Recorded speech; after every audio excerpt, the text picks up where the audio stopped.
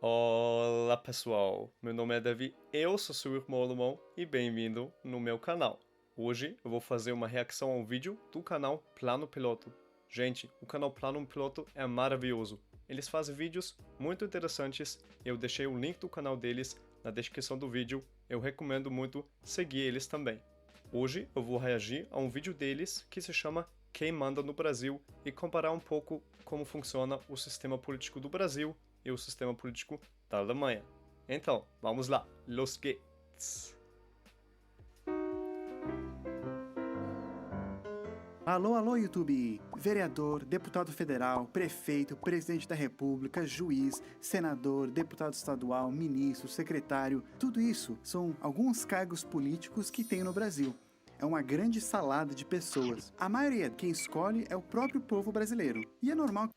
E aqui já temos a primeira diferença, porque a Alemanha tem uma democracia parlamentar, então a maioria das pessoas não é eleita pelo povo direto, mas a gente pode votar num parlamento e o parlamento faz a maioria das decisões por nós. Que as pessoas confundem quem é quem e nem mesmo sabem o que eles fazem, ainda mais em meses de eleições que tem muitos candidatos espalhados por aí. Com tanta gente que teoricamente toma decisões importantes que afetam a sua vida, uma pergunta vem em mente: no meio de todo esse povo, quem realmente tem o poder? Ou seja, quem manda no Brasil? Para entender isso, tem que saber um pouco como o Brasil funciona. Como todo mundo já sabe, o Brasil é uma democracia. Essa palavra vem do grego, poder do povo. Ou seja, tá aí a resposta, quem manda é o povo. Mas isso só funcionou, literalmente, na época da Grécia Antiga. Mas lá é muito diferente do que hoje. Tinha muito menos pessoas e, infelizmente, não era todo mundo que podia votar. Nas democracias de hoje em dia, normalmente o povo escolhe pessoas que, teoricamente, vão representar o desejo da maioria. Daí que vem o nome no Brasil de república. Então pronto, parece que a resposta tá aí. Quem manda são essas pessoas escolhidas para representar. Mas as coisas não são tão simples assim como você já deve imaginar. Tem muitas pessoas, quem delas que manda mais? Para deixar um pouco menos confuso, vamos separar o Brasil em três partes. A federal, que é o país inteiro, a estadual, que são os estados, e a municipal, que são as cidades. Daí que vem o nome federativo no Brasil. Cada uma dessas partes tem políticos que cuidam de uma área. Por exemplo, os vereadores somente cuidam da cidade que eles foram eleitos. Agora, o poder no Brasil, ou seja, o pessoal que manda nessas três áreas, está dividido também em três partes. O legislativo, como por exemplo o Congresso, o executivo, como por exemplo o Planalto, e o judiciário, como por exemplo o Supremo Tribunal Federal. Isso é a mesma coisa na Alemanha, mas eu acho que isso é uma base da democracia. O poder é dividido em três partes, porque assim os atores podem revisar as ações dos outros atores e eles podem ter áreas de controle diferentes. Essa separação de poderes também foi criada pelos gregos e foi modernizada principalmente pelos Estados Unidos depois da independência dos ingleses. Como eles estavam com trauma de uma pessoa mandando em tudo, eles quiseram dividir o poder em três, assim ficando mais balanceado, um fiscaliza o outro e todos têm responsabilidades diferentes. O legislativo é o poder que cria as leis e também pode modificar as antigas.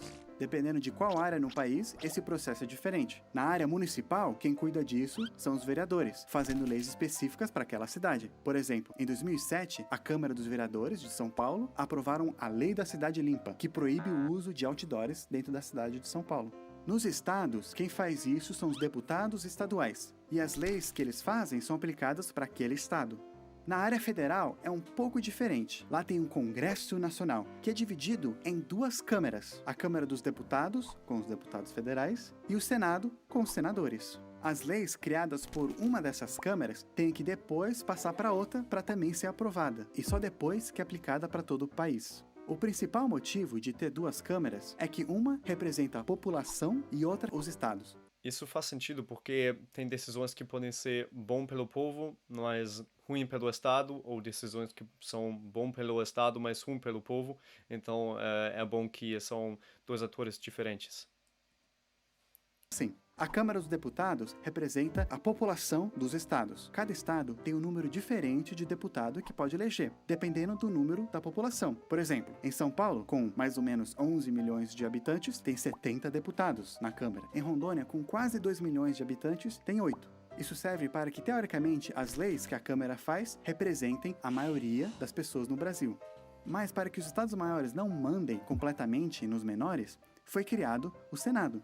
Cada estado tem o mesmo número de senadores, e os senadores são eleitos por um mandato de 8 anos, ao invés de 4. O executivo é o... Isso é muito parecido com o sistema dos Estados Unidos, eu acho. Na Alemanha também funciona semelhante. Aqui tem o parlamento, o Bundestag, com 700 assentos, e os estados maiores, com mais habitantes, eles ocupam mais assentos do que os estados menores.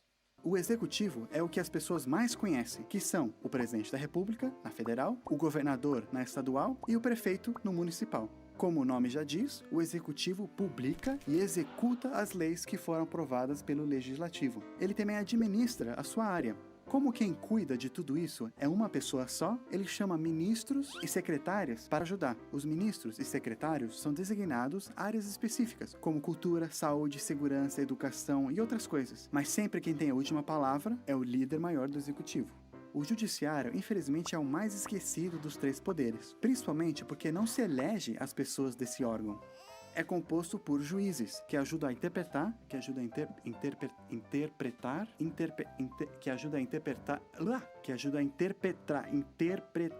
Nossa, como diz isso? Interpretar. Obrigado, Google.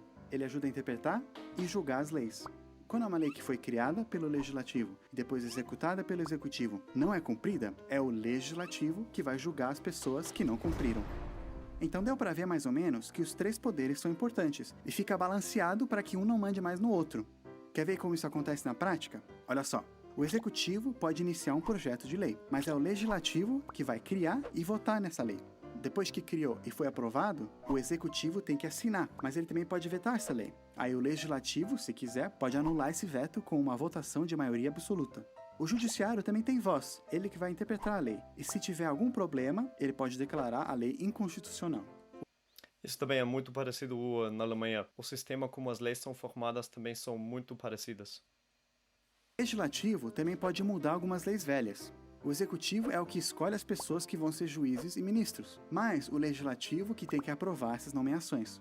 O Judiciário pode também declarar um presidente inconstitucional, e o Legislativo pode tirar o presidente do poder. Outras coisas incluem o Executivo é o que faz orçamento e gasta o dinheiro público, mas só depois da aprovação do Legislativo. O Executivo que faz tratados internacionais, depois o Congresso tem que aprovar também. E tudo isso com o Legislativo vendo se as coisas estão sendo feitas corretamente. Esse esquema todo parece muito bom e o poder parece bem equilibrado, apesar de mesmo assim teve épocas no Brasil que um mais ou menos mandava mais que outro. O que você tem que tirar com isso é que todos os políticos que você vota são importantes. Ou ele vai criar leis, ou ele vai executar elas, ou ele vai indicar, ou ele vai nomear juízes para julgar essas leis. O brasileiro normalmente só presta atenção no executivo, os presidentes, governadores e prefeitos, mas esquece que os deputados federais, estaduais e vereadores são muito importantes também. Por isso, em eleições, pesquisa um pouco, olha com cuidado os teus candidatos. Não vote em qualquer um só porque você acha ele legal. Como eu já falei em outro vídeo, quanto mais pessoas prestarem atenção em eleições, melhores pessoas vão ser eleitas. Então, gente, esse era o vídeo do canal Plano Piloto. Achei muito legal, tinha muitas coisas que eu não sabia do sistema político do Brasil e eu vi que tem muitas coisas que são parecidas com o sistema da Alemanha, mesmo que a Alemanha é uma democracia parlamentar e o Brasil uma democracia presidencial. Mais uma diferença dos dois sistemas é que no Brasil é obrigatório votar, mas na Alemanha é voluntário. Mas eu acho votar muito importante para ter uma pessoa me representando que eu acho legal. Então, eu espero que vocês gostaram do vídeo. Se vocês querem um vídeo mais detalhado sobre o sistema político da Alemanha, deixem um comentário embaixo do vídeo. Seu irmão alemão. Tchau, tchau. Auf Wiedersehen.